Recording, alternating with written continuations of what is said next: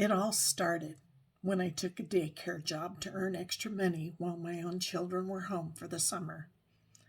I'd lost my job as a bookkeeper. This seemed like the perfect solution, but little did I know this job would be the catalyst to my transformation.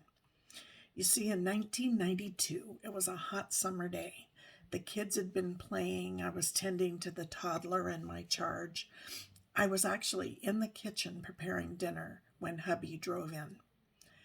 I was anxious to talk to him because the gas tank was on E, empty.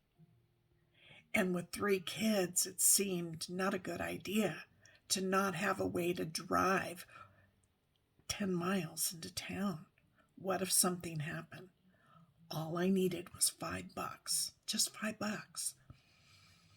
But I wish I'd known now what I knew then, because World War III broke out. After my friend picked up their baby, I climbed into my car. I drove off without a single word to anybody. I was done. I didn't want to live like this anymore. I drove bawling. I looked like Niagara Falls. My car seemed to drive on autopilot. My foggy attention was abruptly cleared when I saw the huge oak tree dead smack in front of me. Something that looked like 2 little sets of angels appeared on my car's mirror, pleading with me to stay. With that, I jerked the car's wheel and missed that tree. I slowly braked to a stop on the side of the road. At that point, I cried until I couldn't cry anymore. How did I get here? I'm a strong woman. It's not how I thought my life would look. After the tear well dried up, I cleaned my face, put my shoulders back, turned the car around, and headed home.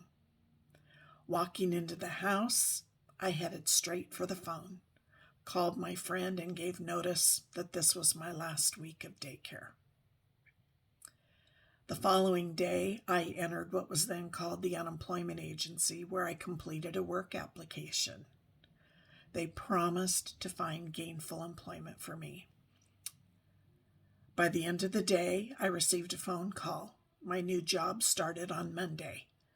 World War IV started at that point. This was the beginning of setting stubborn but healthy boundaries for me. That day was the first day of the rest of my life, living it respectfully but unapologetically. Setting boundaries saved my life, my marriage, and set the stage for my story to impact other women who crave change but don't know where to begin. Thank you for listening. My name is Carla Gardner, and remember, it's never too late to start living your life on your own terms.